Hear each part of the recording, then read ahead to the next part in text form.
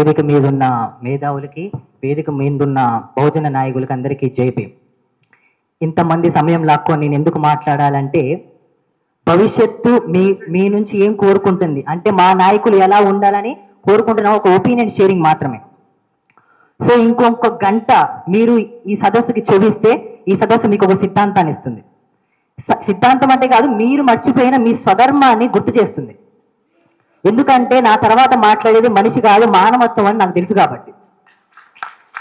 ఎందుకు మన స్వధర్మం మనం మర్చిపోయామంటే, అహంకారము, అజ్ఞానపు అంధకారము ఆకాశాన్ని కమ్మినట్టుగా మనం మర్చిపోయాం. సో ఈ చివరిగా మాట్లాడే ఆ వ్యక్తి అవన్నిటిని కరిగించి ఒక విశాలవంతమైన ఆకాశం, ఒక జ్ఞానపు ఆకాశం మన స్వధర్మాన్ని మనకు గుర్తు చేస్తారని నాకు తెలుసు. అండ్ ఒక్కొక్కసారికి మేము సబ్జెక్ట్స్ చదివేటప్పుడు నువ్వు సబ్జెక్ట్ మొత్తం చదవటం కాదు, ఫస్ట్ హెడ్డింగ్ అర్థం చేసుకో అని మా టీచర్ చెప్తా ఉంటారు. కాబట్టి ఒక్కసారికి ఆ జాక్ అనే పదాన్ని అర్థం చేసుకుంటే ఒక సముద్రపు లోతైన ఒక సిద్ధాంతం దాగుంది. Joint action committee. SC ST బీసీలో జాయింట్నెస్ లేదు. ఎందుకు లేదు జాయింట్నెస్? ఈ జాయింట్నెస్ ఉంటే ఎవరికో ప్రమాదం కాబట్టి మనకి జాయింట్నెస్ లేదు. ఆ జాయింట్నెస్ కొంచెం పక్కన పెడితే యాక్షన్కి డెఫినేషన్ ఏంటంటే, ఏదైనా ఒక పని చేస్తే ఆ పని రియాక్షన్ ఇస్తే దాన్ని యాక్షన్ అంటారు. కానీ ఇంతకాలం మనం అందరం ఒక యాక్షన్ చేసాం, మేము చాలా కష్టపడ్డాం, సమాజం కోసం రక్తాలు చిందించామని ఒక అహంకారం ఉంటే అది కరిగించుకోండి. ఎందుకంటే ఇప్పటిదాకా మనం చేసిన యాక్షన్ ఇంకో వర్గానికి, ఇంకో సంఘానికి రియాక్షన్ ఇచ్చింది, మనకి ఇవ్వలేదు. కాబట్టి మన కోసం మనం ఇంతవరకు యాక్షన్ చేసుకోలేదు. కాబట్టి మనం ఇది అసలైన యాక్షన్, మన కోసం మనం చేసుకునే యాక్షన్. ఇప్పటి వరకు మనం గుట్టకి రాళ్ళు మోసాం. సో మళ్ళీ ఇప్పటి వరకు నేను ఈ ఉద్యమంలో స్టడీ చేస్తున్న క్రమంలో రెండు వస్తాయి. ఏం మాటలంటే, ఎస్సీ ఎస్టీ బీసీలు కలవరు. ఒకటి కలవాలి, ఒకళ్ళేమో కలవాలి అంటారు, ఇంకోళ్ళేమో కలవరు అంటారు. ఎందుకు కలవరు? ఫస్ట్ ఆఫ్ ఆల్ ఎందుకు కలవాలి, ఎందుకు కలవరు? ఎందుకు కలగరు అంటే, ఒక సిద్ధాంతం తరతరాలుగా వాళ్ళు మనం కలవకుండా ఉండటానికి ఇప్పటి నుంచి కాదు, పోస్ట్ వేదిక్ టైమ్స్ నుంచి కూడా వాళ్ళ డిఎన్ఏలోకి ఎక్కించుకున్నారు. వాళ్ళల్లో ఒక కామన్ సోల్ ఉంది. వాళ్ళకున్న ఐక్యత మనకు ఉండదండి అంటారు. ఎందుకు ఉండదు? వాళ్ళ గొడవలు కావా? అయినా కానీ, ఎంత ఆర్థిక గొడవలైనా కానీ, ఎంత పదవుల గొడవలైనా కానీ వాళ్ళందరినీ కలిపేది ఏంటి? వాళ్ళ కామన్ గోల్. వాళ్ళందరిలో ఒక ధర్మం ఉంది. ఆ ధర్మం వాళ్ళని కలుపుతుంది. అది ఇప్పటి నుంచి లేదు, పోస్ట్ వేదిక నుంచి అప్పటి నుంచి ఇప్పటిదాకా వస్తూనే ఉంది. ఒకటి ఏంటంటే, ఇంద్రుడికి అసురులందరూ చాలా మంది ఎక్కువ ఉన్నారు, వీళ్ళందరూ కలిస్తే నా పీఠం పోయిద్ది అని బృహస్పతి దగ్గరికి వెళ్తే వాళ్ళకు స్ట్రాటజీ చేశారు, సామదాన వేద దండోపాయాలు. ఈ సామదాన వేద దండోపాయాలతో ఈ అసురుల్ని విడగొట్టి నీ పదవి ఎప్పుడు పోగొట్టుకోకుండా కాపాడుకోవచ్చు. అదొక స్ట్రాటజీ. సామదాన వేద దండోపాయాలు అంటే ఒకళ్ళు వాడి భుజం మీద చెయ్యేసి పొగుడు, వాడు నీకు బానిస ఉండిపోతాడు. వాడికి కొంచెం దానమై వాడు ఉండిపోతాడు నీకు. వాడు అంతకన్నా బోధ, ఇది చాలా ఇంపార్టెంట్. వాళ్ళలో వాళ్ళకి చిచ్చు పెట్టు, ఆ నాయకుడికి ఈ నాయకుడికి చిచ్చు పెట్టు, అది వాళ్ళకి ఎప్పుడు కలవరు. ఇవన్నీ దాడితే వాడిని చంపే, వాడికి స్తూపం కట్టి. ఈ సామధాన వేద దండోపాయాలు ఇప్పటిదాకా జరుగుతూనే ఉన్నాయి.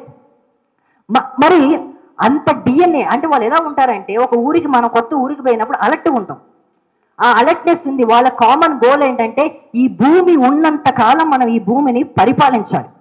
ఆ పరిపాలించాలి కాబట్టి మనకు ఒక సోల్ కన్స్ట్రక్టివ్ వాళ్ళకు ఉంది.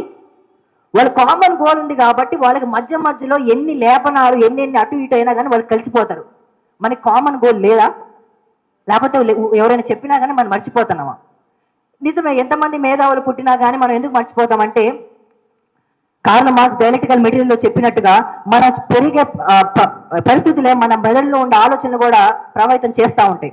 అందులో మనం మరుగుతున్నప్పుడు ఒక మేధావి వచ్చి చెప్తున్నా కానీ అర్థం కాదు.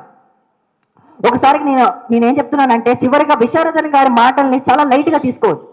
ఎందుకంటే అది అర్థమైనట్టే ఉంటే అర్థం కావదు. ఎందుకంటే ఒక పదం నీకు ఆల్రెడీ ఎవరైనా వ్యక్తి చెప్తంటే బాగా చెప్పాడరా అని అనిపించింది అంటే, ఆ పదం నీకు ఆల్రెడీ తెలుసు, కొత్తగా ఏమి వెళ్ళా నువ్వు. కానీ ఒక వ్యక్తి మాట్లాడుతుంటే నీ మెదడులో కన్ఫ్యూజన్ వచ్చింది అనుకో, అంటే ఈ మాట ఎక్కడ వినలేదన్నా అనుకో, అది నీలో లేదు. అప్పుడు నువ్వు కూర్చోవాలి, అక్కడ కూర్చొని ఆ మాటల్ని అర్థం చేసుకోవాలి. అప్పుడు మాత్రమే నీ అహంకారం, నీ అంధకారం చీల్చి ఒక కొత్త జ్ఞానం నీలోకి వస్తుంది. కాబట్టి ఈ మాటల్ని చాలా లేట్గా తీసుకోవద్దు. ఎందుకంటే ఈ పోరాటం అనేది ఒక మానవత్వ పోరాటం. ఇప్పుడు నేను ఏం చెప్పదలుచుకుంటున్నా అంటే ఈ జాక్ అనేది ఏదో మన రిజర్వేషన్ కోసమే రాజ్యాధికారం కోసం కాదు, ఇది మానవత్వం పరిమళించాలి. ఇక్కడ ఎవరో వెస్టర్న్ ఫిలాసఫీ సమాజం సమానత్వం మా కోసమే వస్తుంది అని ఒక భ్రమలో ఉన్నారు. అలా రాదు. ఎందుకంటే వెస్టర్న్ ఫిలాసఫీ మొత్తం ఎడిపోయిందంటే ఆకలి, కూడు, గుడ్డ, ఈ రెండు కలిపిస్తే ఈ ప్రపంచంలో సమానత్వం వస్తుంది అన్నది హిస్టారికల్లీ ఫెయిల్, ఫిలాసాఫికల్లీ ఫెయిల్. ఎందుకంటే మీకు ఇంకోసారి మన దేశం ఎగ్జాంపుల్ చెప్తా. పరశురాముడు అంట క్షత్రియులు అహంకారంతో కొట్టిమెట్లాడుతున్న క్షత్రియులు అందరినీ చంపటానికి భూమిని ఎన్నో వేల సార్లు తిరిగి చంపేసిందంట. అప్పటికి ఆయనకు అర్థమైంది ఏంటంటే ఒక ఖాళీ చెంబుని నింపాలంటే దాని తల్ల కిందలకు ఎన్నిసార్లు నింపినా కాదు, దాంట్లో నీళ్లు పోయాలి, దాంట్లో ఆత్మని నింపాలి, అప్పుడు మాత్రమే ఆ అంధకారం పోద్ది. వెస్టర్న్ ఫిలాసఫీ మొత్తం ఇది మర్చిపోయింది. అందుకనే వాళ్ళు ఆ భూస్వాముల్ని ఎంతమంది చెప్పి రాజ్యాధికారంలోకి వచ్చినా కానీ అక్కడ ఒక నియంత మాత్రమే పుట్టాడు. అందుకనే అంబేద్కర్ నా గురువు కార్ల్ మార్క్స్, ఎంగెల్స్ అని చెప్పలే, మావో అని చెప్పలే, నా గురువు కబీర్ అని చెప్పాడు, నా గురువు బుద్ధుడు అని చెప్పాడు. అది చాలా ఇది ఒక ఫార్ములా. ఈ ఫార్ములా ఎంత పెద్ద ఫార్ములా అంటే మన ఇంటి గొడవల కాడ నుంచి రాజ్యాధిక సమస్యల నుంచి ప్రపంచ సమస్యలు కూడా అది యాప్ట్ అవుతుంది. ఒక్క 1% కూడా ఆన్సర్ తేడా రాదు అక్కడ. అలాంటి ఒక ఫార్ములా అది. ఆ ఫార్ములాని మనం అర్థం చేసుకోవాలి. అండ్ ఈ ఫార్ములాని మీరు అర్థం చేసుకొని మీలో ఒక సోల్ కన్స్ట్రక్ట్ చేసుకుంటారని నేను మనస్ఫూర్తిగా కోరుకుంటున్నాను. అండ్ ఎందుకంటే ఈ ధర్మం, స్వధర్మం 80% మంది మన ప్రజలు ఆ మాటలు వినకుండానే పోతారు. ఇందులో ఒక 20% మంది ఏదో ఒక సిద్ధాంతం వింటారు. ఎస్పెషల్లీ ఆ 20% మంది మన ఖమ్మం జిల్లాలో ఎక్కువ ఉంటారు. ఆ సిద్ధాంతం అదే ఈ సమాజాన్ని తీసుకొస్తుంది అనుకుంటారు. ఆ సిద్ధాంతాన్ని నమ్ముంటారు. కానీ ఆ సిద్ధాంతం కూడా నీకు ఆ అగ్రకులం మాత్రమే ఇచ్చింది. ఆ సిద్ధాంతం సమాజం తీసుకొస్తుందని చెప్పి వాడు నీకు శత్రువు ఉండడని చెప్పాడు. ఆ శత్రువు ఎక్కడున్నాడో చెప్పలేదు. నేను అటు ఇటు తిప్పి నీ శ్రమని, నీ ఆశయాన్ని వృధా చేసేసి నువ్వు చచ్చిపోగా నీకు స్తూపం కట్టేస్తాడు. కాబట్టి నీ సిద్ధాంతం అంటే ఏంటో తెలుసుకోవాలంటే నీలో నువ్వు ఆత్మని నిర్మించుకోవాలి. మన అందరిలో ఐక్యత ఎలా వస్తుంది అన్నా కదా, ఆ ఐక్యత ఎలా వస్తుంది అంటే మనందరిలో ఒక కామన్ గోల్ ఉండాలి. ఈ చిన్న చిన్న వాటికి మనం ఎందుకు మనస్పర్ధలో ఎందుకు విడిపోతాం, సంఘం ఎందుకు మధ్యలో ఆగిపోద్ది అంటే మనలో శరీరాలు వేరువేరున్నా ఆత్మ ఒకటైనప్పుడు ఈ సంఘం నిలబడుద్ది. ఈ కమిటీ ఆత్మ ఇంతకుముందు ఎన్ని జాక్లు ఉన్నాయో నాకు తెలియదు.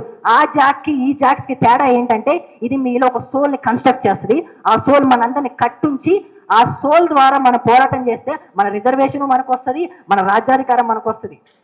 సో అలాంటి సోల్ని మీరు కన్స్ట్రక్ట్ చేసుకుంటారని కోరుకుంటూ ఈ అవకాశం